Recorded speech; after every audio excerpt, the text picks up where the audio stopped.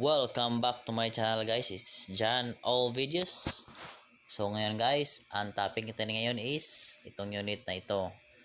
Yan, ito is career na inverter type, window type. Yan. So ang kissing nito is nandun sa customers. Yan, ito lang yung dinala dito. At ang topic pala natin nito guys is itong parang merong sakit dito sa gilid. Yan, ito yung ating topic, itong sakit na ito, kasi maraming mga customers na nagtatanong kung para saan itong maliit na sakit ito, kasi akala nila na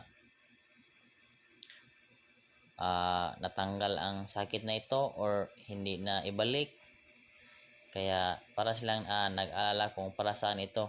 Baka hindi na lalamig yung unit nila or baka masisira. Yan. So itong sakit na ito is preparation lang ito guys. So itong sakit na ito is normal lang yan. So walang problema kahit nandyan yan sa labas. Kasi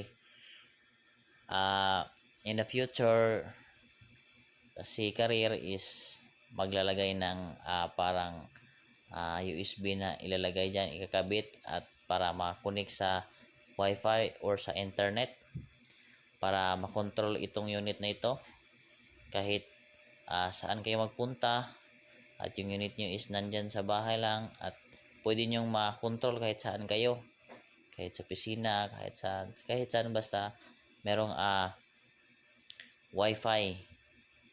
Yan.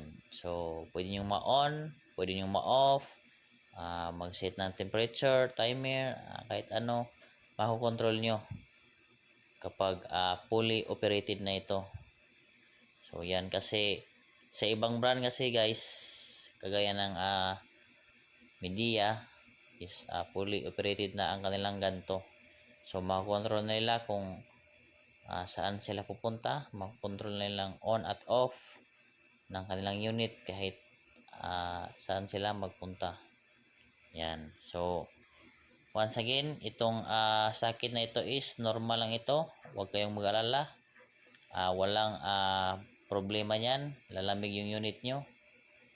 At talagang nandyan talaga yan sa labas inalagay ni career.